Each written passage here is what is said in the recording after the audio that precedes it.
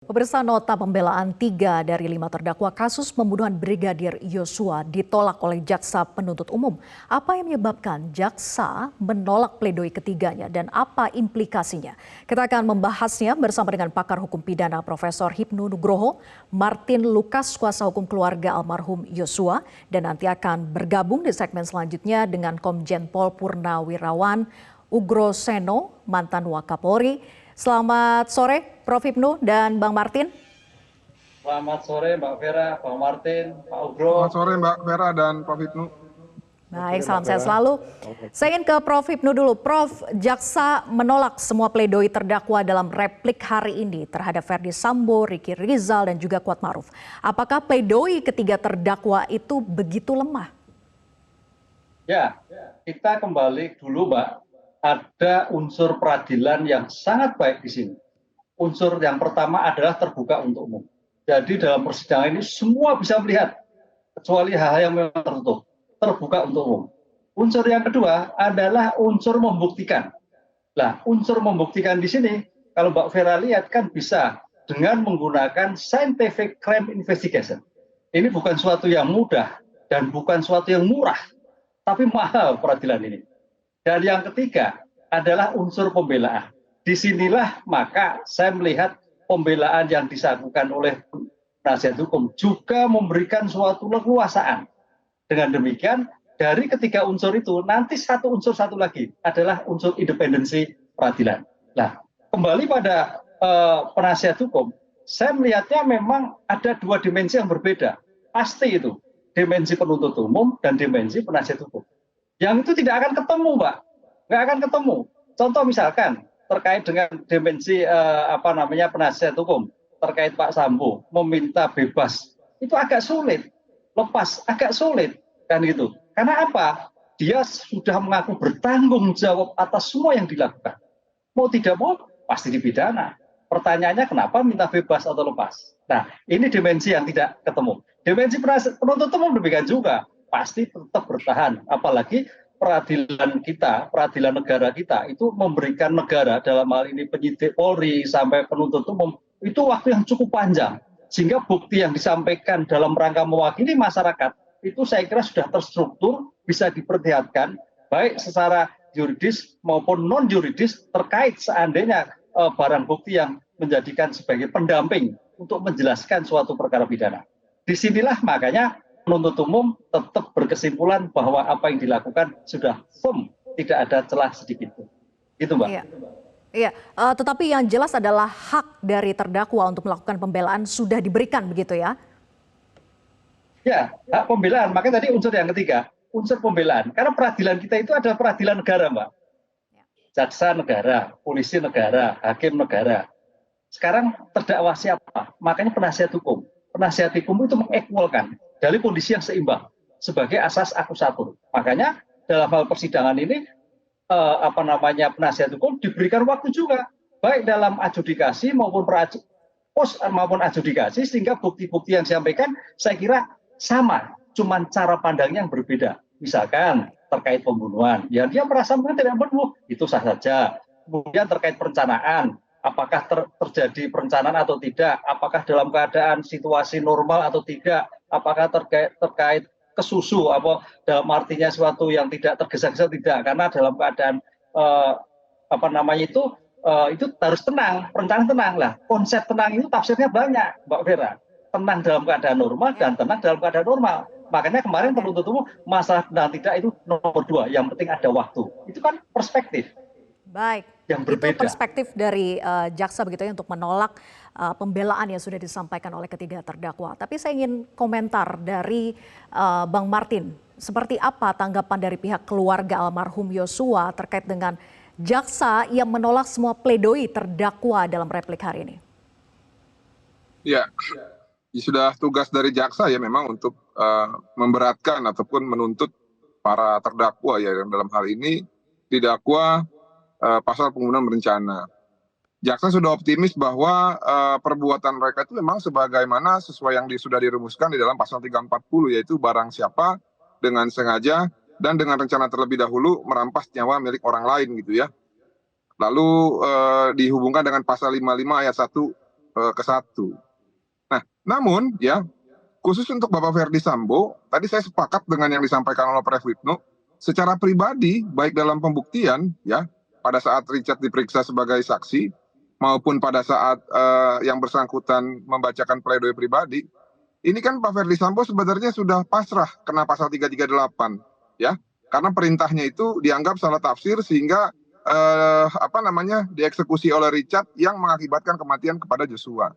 Namun saya lihat dalam pledoi yang diwakili oleh penasihat hukum terdakwa, ya, justru menganulir ataupun meminta bebas dan mengatakan bahwa seluruh unsur pasal yang ada di dalam dakwaan jaksa, baik 340, 338, 55 ayat 1 ke 1, lalu pasal 49, 221 dan 233 KUHP, ya, dan Undang-Undang ITE, itu semua tidak memenuhi unsur.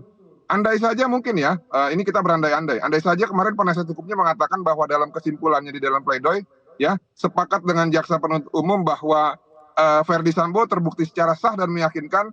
Namun untuk penerapan pasalnya penasihat hukum tidak setuju gitu ya, 340 yang terbukti hanya 338 dan serangkaian obstruction of justice itu juga tidak disetujui. Mungkin saja jaksa dalam hal itu bisa mempertimbangkan lebih bijak lagi gitu ya, apakah setuju 338 atau setuju 340. Nah, namun kan jawaban jaksa hari ini kan kalau saya lihat ya, khususnya yang dibacakan oleh Paris Manalu, jawabannya itu menurut saya sangat ngegas sekali gitu bahasa anak mudanya. Kenapa saya bilang begitu? Karena baik dari terdakwa, penasihat hukumnya, dan juga para saksi yang lain, semuanya dianggap tidak dapat dipercaya. Ini kan ngeri kalau begini, Mbak Vera. Dengan kata-kata yang menurut saya ya mungkin saja itu fakta. Karena memang yang saya temukan ya, 4 orang terdakwa yang menjadi saksi ini memang sangat berkesesuaian gitu ya bohongnya. Kenapa? Karena mereka memang punya satu kepentingan untuk menutupi supaya tidak terbukti bahwa mereka bersalah. Lalu para penasihat hukumnya, saya juga melihat ya khususnya penasihat hukum Ferdy Sambo dan Putri Chandrawati dan Kuat, ini mereka memang satu tim, satu firma dan satu asosiasi advokat. Nah, yang saya bingung ternyata Ricky Rizal juga menurut jaksa juga merupakan bagian dari tim yang sama karena konsep pembelaan itu juga sama. Memang saya punya kecurigaan, namun memang saya belum bisa membuktikan. Nah, namun kalau jaksa bilang sudah terbukti, saya tertarik itu buktinya kalau boleh sih dipaparkan saja di umum biar sama-sama enak gitu ya. Demikian, terima kasih. Prof, apakah JPU juga menunjukkan sikap sudah sangat yakin atas fakta persidangan yang terungkap dan alat bukti sehingga apapun yang disampaikan ketiga terdakwa dalam pledoi pada saat itu tidak mempengaruhi jaksa penuntut umum? Saya melihatnya yakin sekali, Mbak. Karena penuntut umum itu kan sudah amanatnya adalah mewakili negara, mewakili masyarakat. Dan penuntut umum itu kan melakukan suatu penelitian, pembuktian itu sejak awal. Sehingga suatu yang sangat naif sekali kalau sampai di dalam pembuktiannya itu agak sedikit macam. Itu enggak. Hanya yang menjadikan pertanyaannya kenapa pidana yang tuntut kan bukan pidana mati. Pidana seumur hidup. Itu pilihan yang sulit. Saya melihatnya penuntut umum berpikir jauh ke depan, Pak. Karena apa? Kalau dimintakan pidana mati, dan ternyata jatuhnya pidana mati, Indonesia itu dalam rangka moratorium pidana mati, tanda petik loh ya. Karena terakhir pidana mati itu ada kasus narkoba yang di Nusa Kambangan. Setelah itu tidak ada. Jadi ini suatu yang saya kira tidak main-main penuntut umum. Demikian juga maka nanti kita berharap dalam putusannya majelis juga bisa melakukan suatu tuntutan putusan yang sama seperti dilakukan penuntut umum. Jadi tadi Mas Bambang ngegas, memang ngegas. Karena ini perkara ini satu diketahui orang banyak. Asasnya tadi keterbukaan untuk umum itu sudah luar biasa. Semua media menulis, semua media menyiarkan dan sebagainya. Pembuktian juga demikian dengan scientific crime investigation semua bisa dilakukan. Biayanya mahal loh, Mbak. Ini negara mengeluarkan biaya mahal loh, nggak mudah loh, Mbak. Nah, gitu. Kemudian penasihat hukum juga berkualifikasi semua. Yang terakhir makanya independensi peradilan. Itulah yang kita awasi bersama, apakah sama dengan penuntut umum, ataukah malah lebih memberatkan, ataukah meringankan.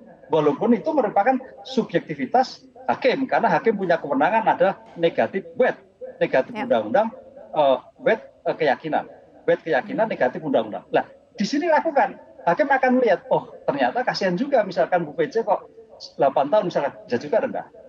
Tapi juga sebaliknya, Bu PC orang yang paling sulit untuk bisa diterima, bahkan tidak mengakui semuanya, bisa naik. Kan gitu. Demikian juga R ini polisi loh, sebagai penegak hukum harusnya mampu melakukan suatu pencegahan, kok ternyata tidak.